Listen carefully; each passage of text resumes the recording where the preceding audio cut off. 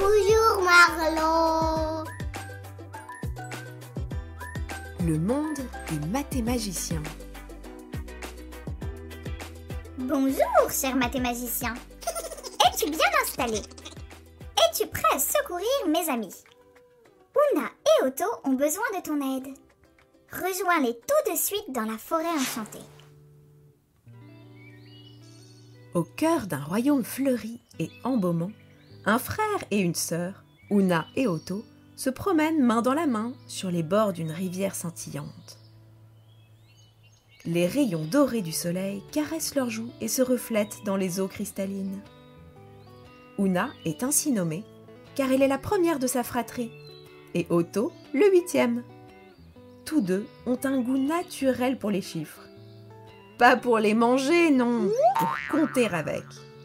Et heureusement, car lors de leur joyeuse promenade, Oona et Otto rencontrent la sorcière Dixie, au chapeau pointu et au sourire malicieux. Bonjour les enfants, Les interpelle Dixie.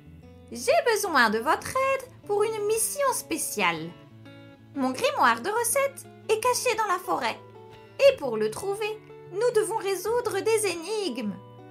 Attention néanmoins, sachez qu'elles seront de plus en plus difficiles. Oona et Otto, surpris par la voix enjouée de cette gentille sorcière, se réjouissent de leur mission et s'exclament « Oui, nous t'aiderons Dixie !» Voici la première énigme. Dixie conduit les enfants à un arbre doré. Sur l'arbre, il y a 6 pommes rouges et 3 pommes vertes. Pour continuer, Leur dit-elle, vous devez d'abord me dire combien de pommes il y a au total. Oona et Otto échangent un regard et d'une seule voix s'exclament 6 plus 3 ? Ça fait... As-tu trouvé? 9, Dixie. Aussitôt, un écureuil surgit et défile devant eux en jonglant avec 9 noisettes. Quel acrobate! Oona et Otto sont ébahis. Bravo! Les félicite Dixie. Maintenant, êtes-vous prêts pour la deuxième énigme? Oui! Répondent en chœur Oona et Otto. Dixie les mène près d'un grand rocher sur lequel se repose une grenouille. La grenouille ouvre un œil et coasse. Quoi? Bonjour mes amis. Voici la deuxième énigme. Si j'ai 4 amis grenouilles et 3 amis crapauds, combien d'amis ai-je en tout?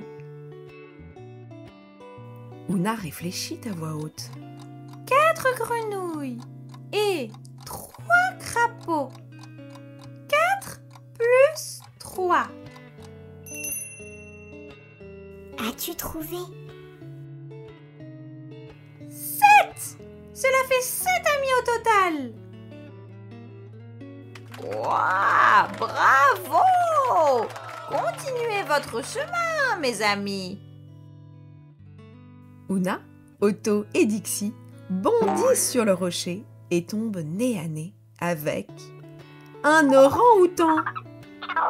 L'orang-outan leur barre le passage et les regarde en se grattant la tête. Les amis, s'il vous plaît, aidez-moi. Je ne suis pas fou. J'avais pourtant bien 12 bananes sous les yeux.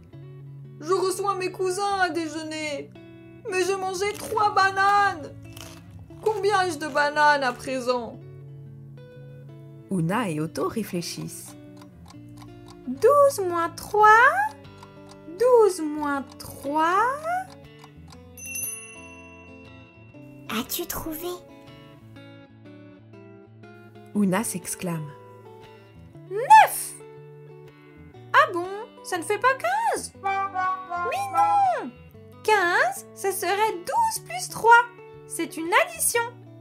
Notre ami orang-outan a mangé 3 bananes. Cela veut dire qu'il faut faire une soustraction. 12 moins 3. Donc retirez 3 à 12. Ça fait 9. Oh là là là là là là! Merci, Oona! Je pars vite cueillir les 3 bananes qu'il me manque pour mon déjeuner. Oona, Otto et Dixie poursuivent leur chemin. Dixie cherche partout son grimoire de recettes. Sous les buissons, sur les branches, rien à faire. Son grimoire de recettes est toujours introuvable. En marchant, Oona se cogne le pied à un coffre en bois.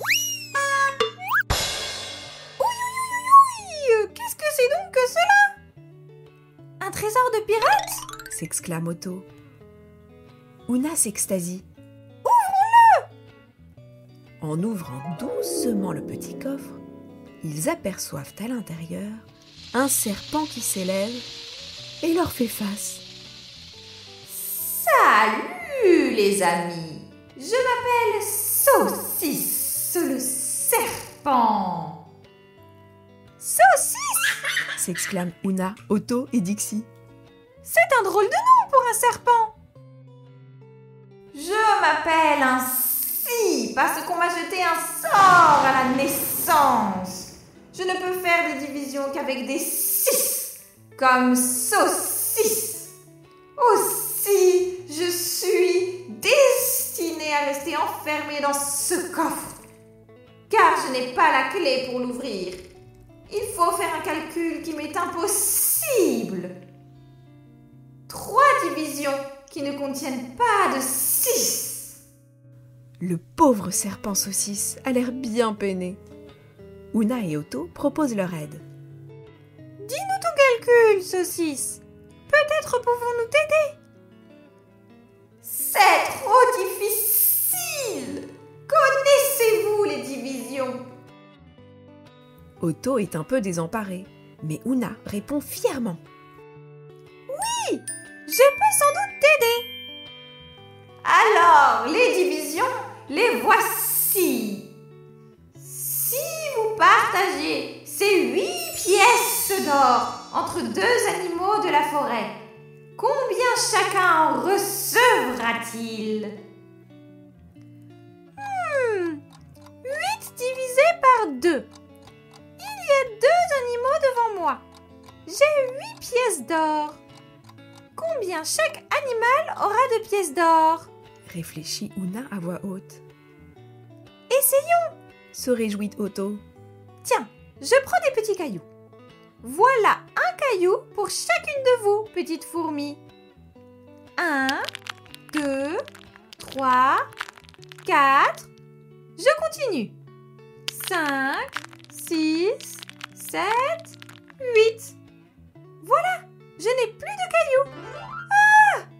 Vous avez chacune 4 cailloux. Donc 8 divisé en 2, ça fait 4. J'ai trouvé, saucisse. 8 divisé par 2, ça fait 4. Bien, le premier chiffre est 4. La deuxième division est la suivante. Partagez 40 coquillages entre 4 crabes. Combien chaque crabe recevra-t-il? Les interroge le serpent saucisse. 40 divisé par 4. Réfléchit Oona. Je répartis 40 en 4 petits tas. Cela fait... As-tu trouvé? 40 divisé par 4, cela fait 10 coquillages par crabe. Le deuxième nombre est 10. Merci, mes amis. Voici la dernière division. Attention, c'est la plus difficile. J'ai 24 plumes et je dois les partager entre 8 oreillers. Combien chaque oreiller recevra-t-il de plumes? 24 divisé par 8. Ou alors, 8 fois quelque chose est égal à 24. As-tu trouvé? Cela fait 4 plumes par oreiller. Oona et Otto se réjouissent en chœur.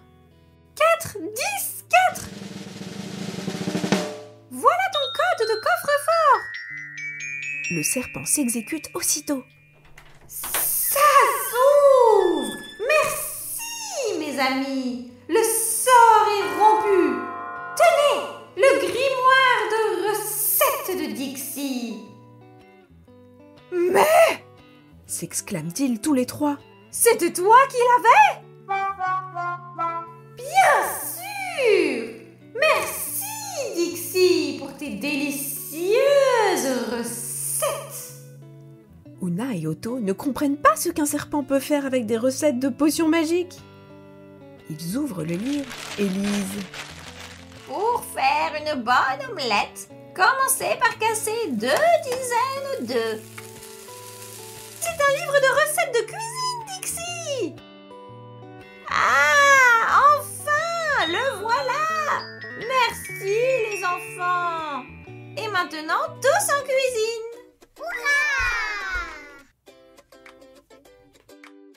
Avant de nous quitter, que diriez-vous d'une blague de Marlowe? Oui!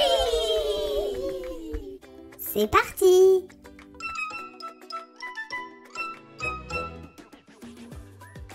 Après une journée d'école, Toto rentre le soir à la maison et dit à son père: Papa, j'ai eu un 10 aujourd'hui! Son père, ému aux larmes, s'empresse de lui demander en quelle matière il a pu si bien exceller. Ce à quoi Toto lui répond: J'ai eu 2 en histoire, 6 en français et 2 en maths.